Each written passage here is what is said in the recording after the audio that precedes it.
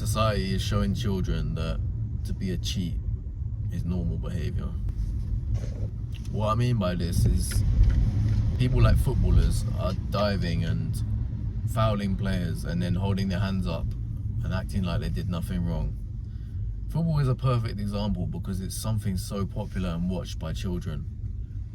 But some of the behaviour you see in football is absolutely disgusting.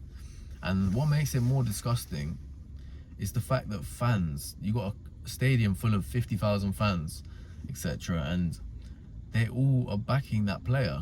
Well, not obviously not the away fans, but the home fans are all backing that player who's completely in the wrong. This is what made me fall out of love with football too, because my favourite players were diving and I didn't have a leg to stand on because I wouldn't be able to defend them. I'm sorry, but if you're blatantly diving or you're blatantly cheating, I can't defend you. And that's what made me kind of fall out of love with football, because I want to see a clean game. I want to see a fair game. I don't want to see blatant cheating and then all the fans of that team back the player and act like nothing went wrong. That's victim mentality. Stirring the pot and then acting innocent. That's something so prevalent in society. I don't want any part of that. Like an example was recently Liverpool played Chelsea and Darwin Núñez was getting into confrontations with the Chelsea player Badiashile. And I barely watch football, but for this game I was watching a little bit of it because it was a Sunday and I was free.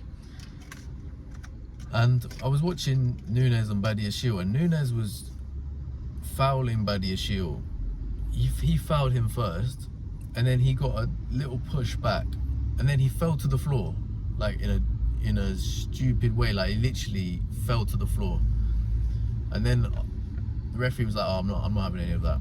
Núñez acting like the victim, and then Núñez, as soon as play restarts, he goes to foul Badiashile. He gives him a big foul, and then he holds his hands up like, "Oh, what? I didn't do anything." Like, just this sort of behaviour is so childish, and I'm getting sick of it, because why can't you just play the game? Play the game. If you did that shit in Sunday League, they would laugh at you. If you fell to the floor like that, like you got headbutted or something. Even if you got headbutted, you wouldn't fall to the floor like that. Do you think a boxer, do you think a UFC fighter would fall to the floor like that? No. So we're teaching children that they can play the victim. You know, it can be their fault, but if they can swing it in a way where it looks like the other person's fault, then that's allowed. That's fine. And then you got 50,000 men in the crowd, or whatever, 50 women, whatever. But like, you got 50,000 people in the crowd just like backing that behaviour is disgusting. Of course, kids are gonna copy this stuff, and because kids see behaviour and they copy it. They don't know what's right or wrong. At that sort of age, they don't know. So they see this stuff and they copy it. So you create a victim mentality. It's not my fault. Well, it is your fault, but you're acting like it's the other person's fault when it really is your fault. That's a lack of accountability. We need to take responsibility for our behaviour. We need role models with